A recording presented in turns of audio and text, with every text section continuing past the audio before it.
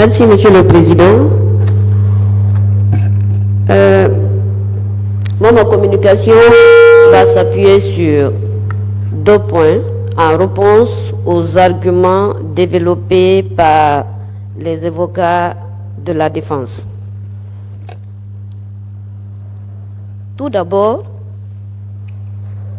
je me pose la question, et cette question elle est légitime, qu'est-ce que les avocats de la défense veulent demander à ce tribunal?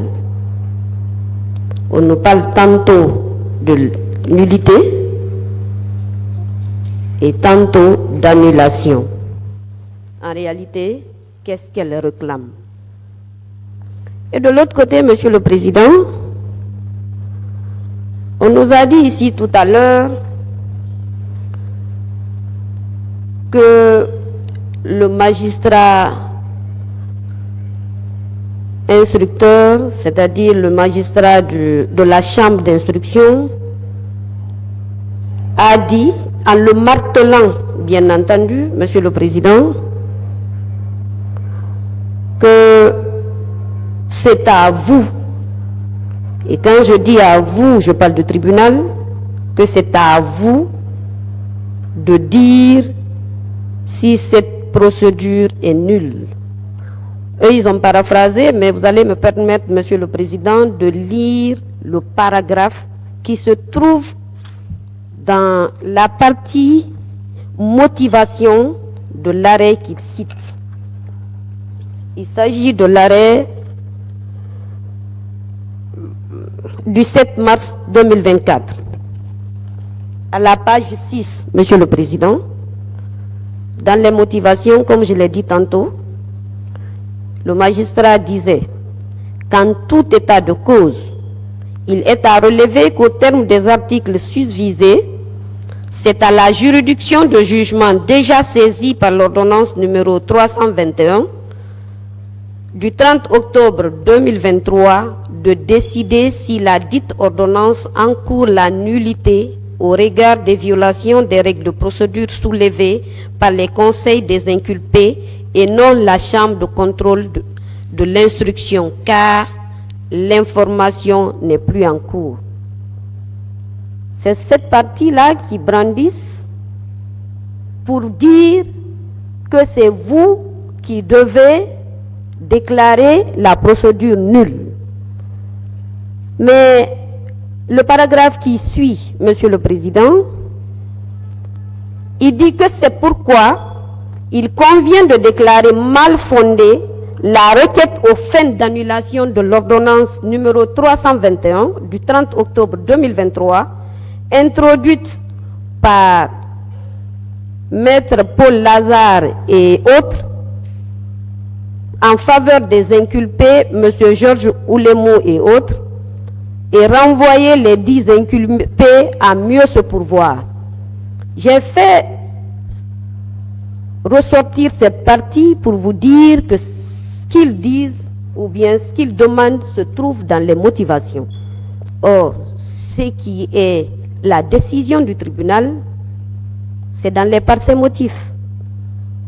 Il n'est nulle part dit, et je mets les avocats de la défense au défi, de me ressortir dans les parties motifs où le magistrat instructeur désigne le tribunal comme étant la seule entité à déclarer cette procédure nulle. Je les mets au défi. On ne doit pas faire une lecture linéaire et prendre la partie qui nous concerne ou qui nous avantage et laisser la partie que le droit, on se targue à nous dire, il faut se baser sur le droit, il faut dire le droit, le tribunal doit fonctionner sur le droit, mais quand il s'agit d'eux, on fait fi des règles de droit et on vous demande l'impensable, Monsieur le Président. Ça, c'était sur les arguments développés par l'un des avocats de la défense. Mieux, Monsieur le Président, on a cessé de s'attaquer au magistrat qui a instruit cette procédure devant le tribunal de Dixine, en ces termes. Monsieur le Président, on a contesté sa qualité de magistrat instructeur. On est allé plus loin, Monsieur le Président, pour dire qu'il n'a pas été désigné. Est-ce que cette désignation emporte l'annulation de cette procédure ou la nullité?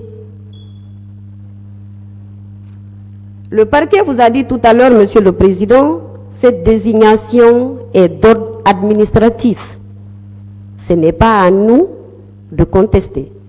La question que la défense devait légitimement se poser, Monsieur le Président, c'est de dire, est-ce que ce magistrat a posé ses actes en étant juge d'instruction ou pas? C'est la seule question qu'il faille se poser. Or, ils ne peuvent pas dire que c'est un juge d'instruction qui a rendu cette ordonnance parce qu'il n'a pas cette qualité en cette matière. Ce n'est qu'un magistrat instructeur qui peut rendre une ordonnance de renvoi vous saisissant. Et pour ce point-là également, nous de la partie civile, nous les mettons au défi de prouver que c'est un juge qui a rendu cette ordonnance et non un juge d'instruction. Parce qu'ils l'ont dit, je les prends au mot, qu'il n'est même pas juge, c'est-à-dire qu'il dénie à ce magistrat sa qualité même de juge d'instruction. C'est eux qui l'ont dit. Et heureusement, on ne peut pas dire que cela n'est pas, parce que les instants ici dans ce tribunal sont conservés pour la postérité, Monsieur le Président. Monsieur le Président, ils vont encore plus loin. Ils disent que le magistrat qui a rendu cette ordonnance est venu en remplacement d'un autre magistrat. Et ce magistrat qui l'a remplacé avait rendu déjà une autre ordonnance. Ce magistrat était un juge ou bien était un juge d'instruction?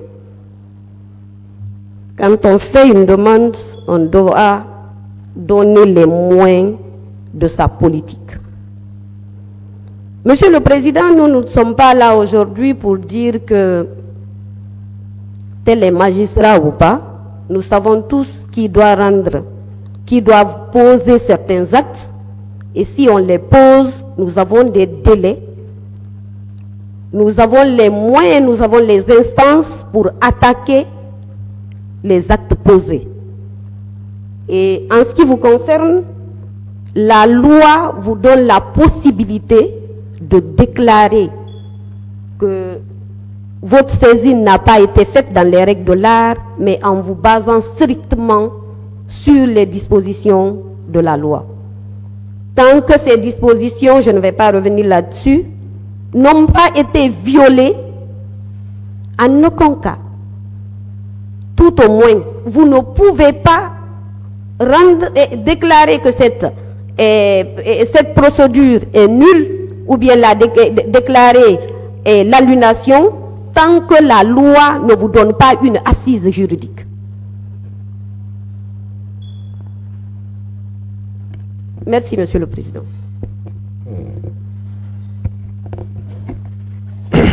Merci, Monsieur le Président, honorable assesseur. On vous demande d'annuler l'ordonnance de renvoi qui a saisi votre juridiction.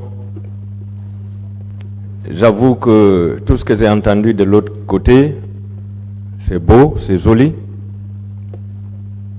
Monsieur le Président, on vous dit d'annuler cette ordonnance parce que le juge d'instruction qui l'a rendue n'avait pas été nommé par décret présidentiel,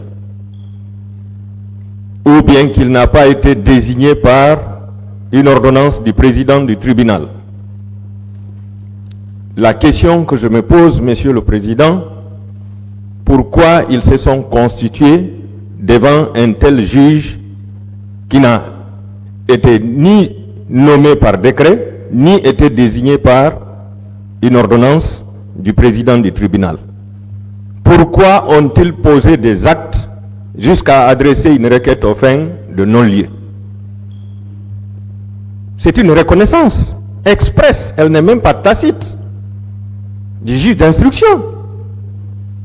Dès lors que vous vous êtes constitué, vous avez posé des actes, ça veut dire que vous avez reconnu sa qualité de juge d'instruction. Ce n'est pas devant ce tribunal criminel, cette juridiction de jugement, que vous allez méconnaître la qualité du juge d'instruction devant lequel vous avez comparu, vous avez posé des actes. Vous étiez libre d'attaquer l'arrêté de nomination de ce magistrat devant la chambre compétente pour dire que selon la loi organique, les magistrats doivent être nommés par décret présidentiel. Vous l'avez fait? Vous ne l'avez pas fait. Et en droit, on dit que nul ne peut se prévaloir de sa propre turpitude. Ça veut dire que vous avez accepté sa qualité de juge d'instruction. Vous ne pouvez pas critiquer ça aujourd'hui. Et Monsieur le Président, il y a une disposition qui balaye tous leurs arguments. C'est l'article 396 du Code de procédure pénale. Avec votre permission, je vais relire cet article. L'accusé et le prévenu l'accusé et le procureur de la République ne peuvent interjeter appel contre les actes de procédure et l'ordonnance de non-renvoi et l'ordonnance de renvoi qu'après le jugement de condamnation. Ça, c'est le principe. Si vous avez des griefs contre l'ordonnance de renvoi ou les actes de procédure, vous attendez le jugement de condamnation. Et pour le moment, nous sommes à la phase de débat. Aucun jugement n'est intervenu. Donc c'est trop tôt. C'est trop tôt pour vous. Vous devez encore patienter jusqu'à ce qu'il y ait un jugement de condamnation si vous avez des griefs contre l'ordonnance du juge d'instruction. Et lorsque vous lisez devant, le législateur a ouvert un éventail de causes pour lesquelles on peut demander l'annulation de la procédure ou de l'ordonnance de renvoi du juge d'instruction. La demande en nullité de l'ordonnance de renvoi ne peut être formée que dans les cas suivants.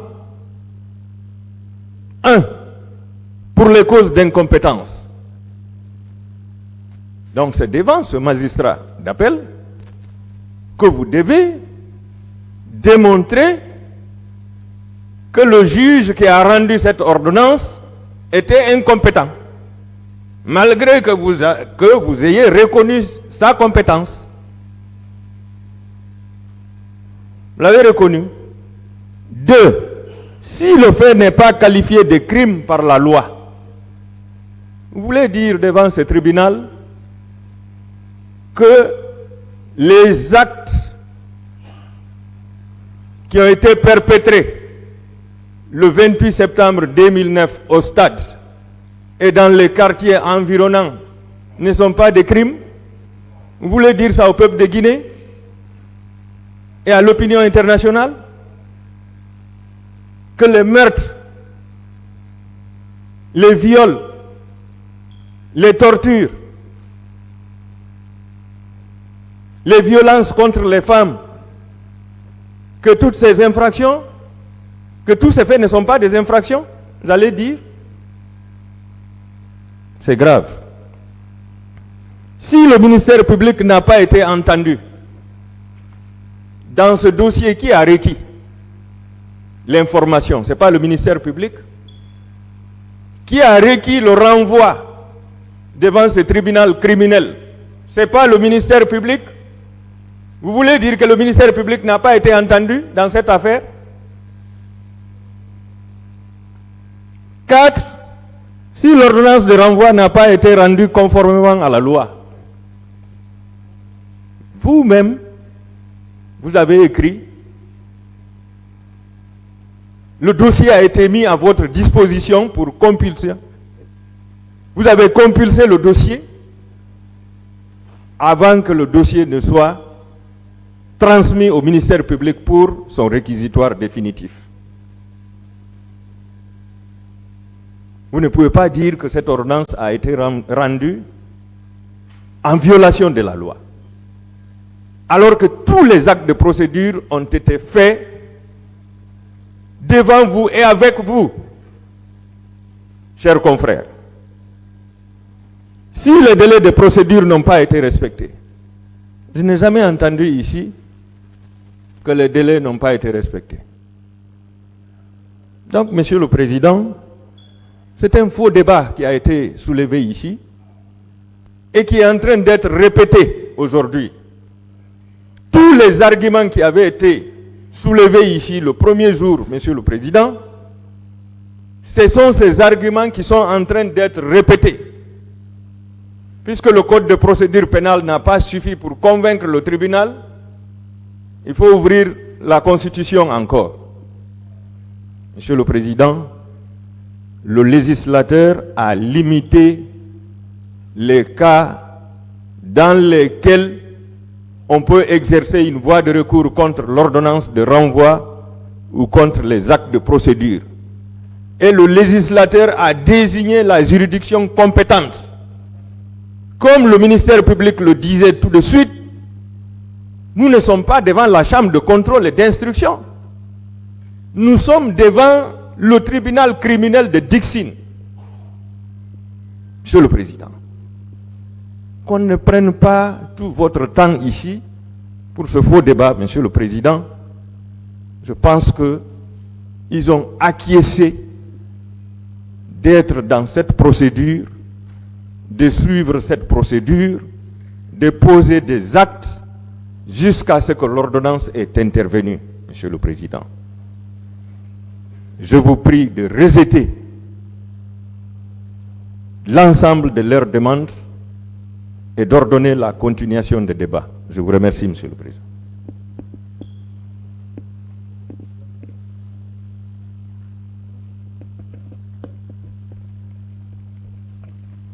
Merci, Monsieur le Président et honorable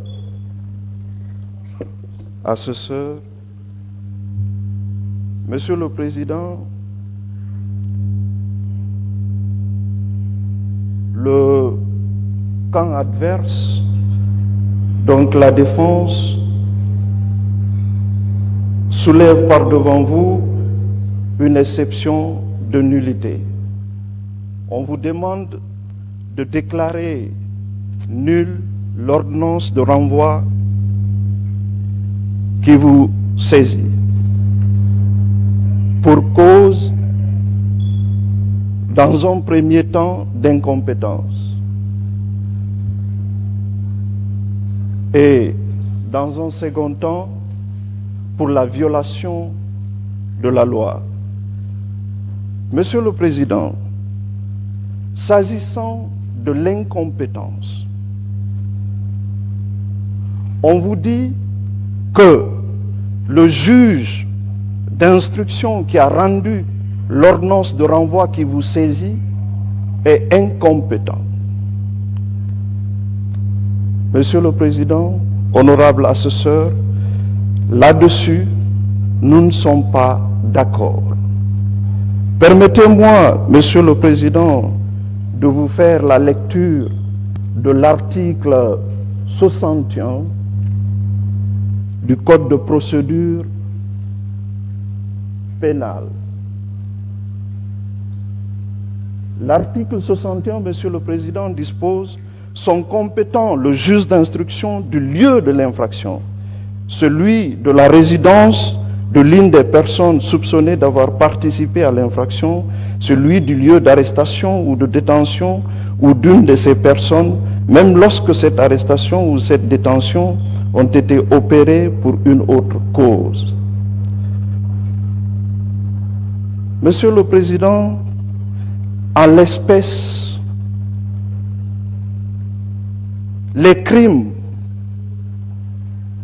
dont fait allusion cette ordonnance de renvoi ont été commis dans la commune de Dixine, donc c'est-à-dire le ressort du tribunal de première instance de Dixine.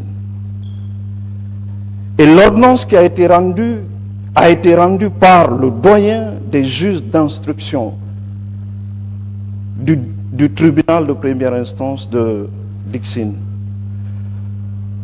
Ça veut dire que le juge d'instruction qui a rendu l'ordonnance est bel et bien compétent.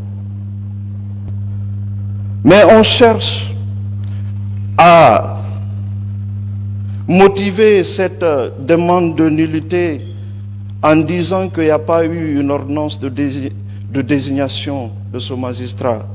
Mais je rappelle, Monsieur le Président, que dans un premier temps, il y a eu un magistrat, en l'occurrence le Monsieur Sako Kondé, qui était le doyen des juges d'instruction. Donc le juge d'instruction, Monsieur Morlaï, qui a rendu l'ordonnance de renvoi qui vous saisit, est venu en remplacement du premier juge. Donc en tant que doyen des juges d'instruction. Donc s'il y a eu une ordonnance de désignation pour le premier juge, le second qui est venu en remplacement du premier a hérité de ce dossier. Ce qui veut dire, Monsieur le Président, qu'il est suffisamment compétent à rendre la décision qu'il a rendue. Monsieur le Président, par ailleurs, on vous dit que l'ordonnance n'a pas été rendue conformément à la loi. Conformément à la loi, d'autres vont penser que ce n'est pas précis, que c'est un fourre-tout, on peut tout se permettre. On peut mettre tout dedans. Mais la loi, elle est très alerte, Monsieur le Président. La loi, en l'espèce, a bien précisé c'est quoi conformément à la loi. Si je ne m'abuse, Monsieur le Président, c'est l'article 251.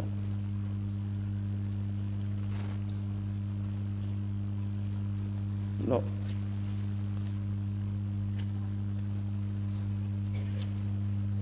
Si je ne m'abuse, Monsieur le Président,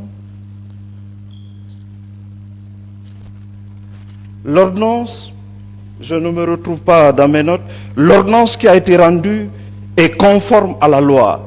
Si vous analysez, ou bien si vous regardez très bien l'ordonnance qui a été rendue, il n'y a pas une mention qui manque. En tout cas, de l'autre côté, on ne nous a pas dit qu'est-ce qui manque sur l'ordonnance qui a été rendue en tant que mention, comme mention, je dirais. Donc tout est conforme à la loi. L'ordonnance a été rendue conformément à la loi. Et le parquet l'a bel et bien rappelé que toutes les mentions sont régulières. Donc je ne vois pas, Monsieur le Président, pourquoi on vous demanderait d'annuler cette ordonnance de renvoi parce que le juge qui a rendu l'ordonnance est incompétent ou que l'ordonnance a été rendue non conformément à la loi. Non. De tout ce qui précède, Monsieur le Président, je vous demanderai humblement de rejeter cette exception parce qu'elle est mal fondée. Je vous remercie.